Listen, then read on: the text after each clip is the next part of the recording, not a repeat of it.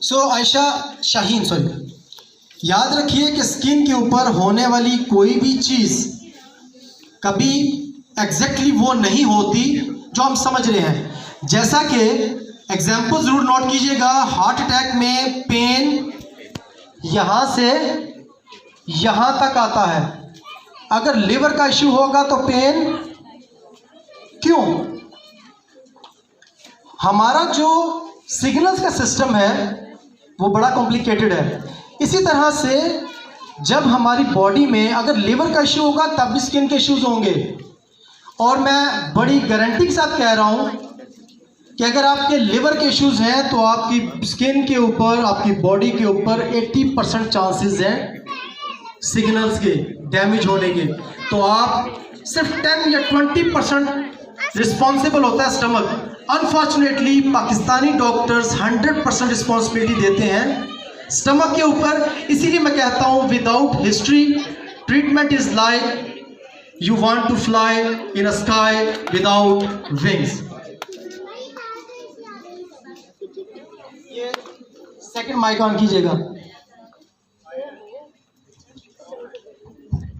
अस्सलाम वालेकुम sir, sometime ऐसा होता है कि हमारे फेस के ऊपर डिफरेंट पार्ट्स के ऊपर ऑयल बहुत आता है, जैसे फोरहेड पे, नोज के एरिया है, स्पेशली गर्मियों के अंदर ये बहुत ज़्यादा इशू रहता है। तो सर वो क्यों आता है?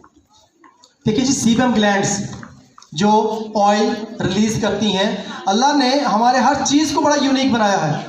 फाबी ये अल्लाह रब्बिकुमा तुकज़्ज़िबान बार बार कहता है, वगरना वो एक दफ़ा कह देता तो इनफ था, लेकिन उसे सूरह रहमान में बार बार कहा, अपने इनामात भी गिनवाए और फिर कहा। देखिए इंसानी जिस्म की सबसे मजबूत चीज़ है हड्डी। उसने हड्डी को भी मसल से बचाने के लिए एक मेम्ब्रेन, एक झिल्ली पैदा की है।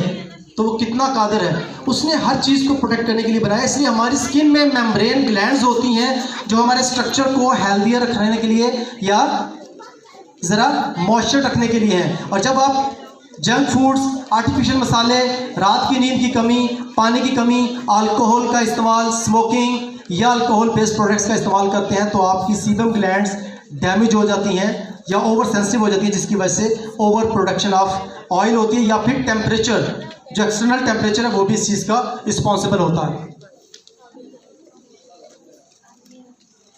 आपका क्वेश्चन क्या था?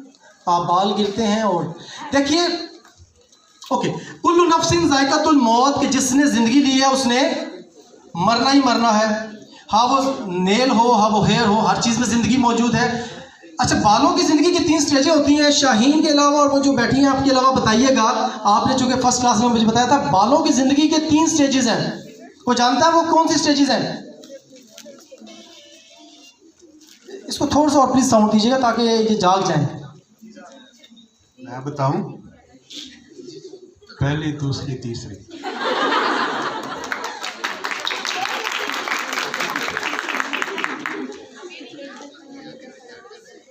माइक दीजिएगा उनको ज़रा।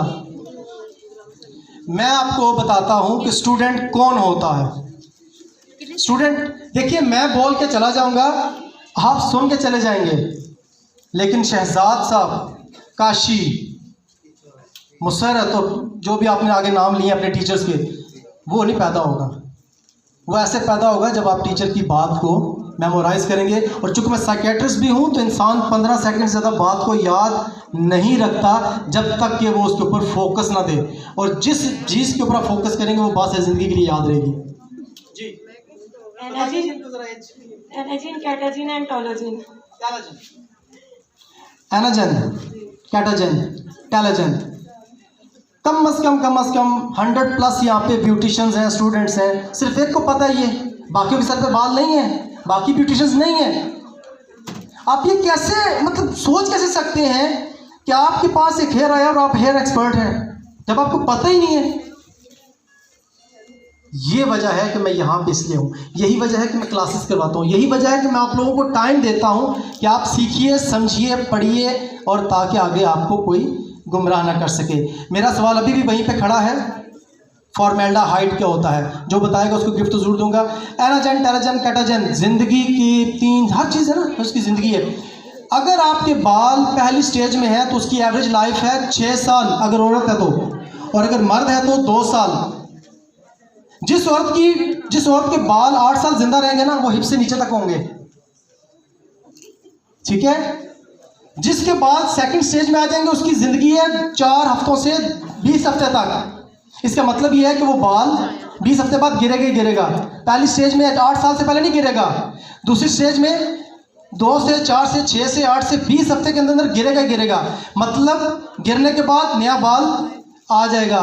तीसरी स्टेज में आपने हाथ लगाया, बाल हाथ में, आपने कंघी की, बाल हाथ में, आपने शैम्पू किया, बाल हाथ में, आपने इवन टॉवल किया, बाल हाथ में, और वहाँ पे दोबारा हेयर नहीं आएगा।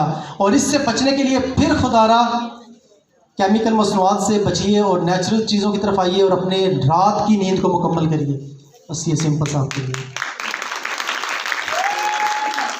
हाँ प्लीज़ मुझे बताइएगा 1 आवर कंप्लीट है? अगर कोई क्वेश्चन है तो प्लीज़ पूछिएगा, करना फिर। जी सर। छाइयाँ मैंने अभी बताया, फ्रैकल्स जिसे छाइयाँ कहते हैं, वो तो अलग चीज़ है। पिगमेंटेशन के ऊपर आ जाइए। 11 टाइप्स की पिगमेंटेशन है, इलाज पहले बता चुका हूँ, एक सनस्क्रीन, एक विटामिन सी और एक विटामिन ई, नेचुरल फॉर्म में, in shape of fruits, in shape of juice, lemon, orange, मौसमी, फ्रूटर, किन्नू, तीनों तो मिन्नू और पता नहीं किन्नू।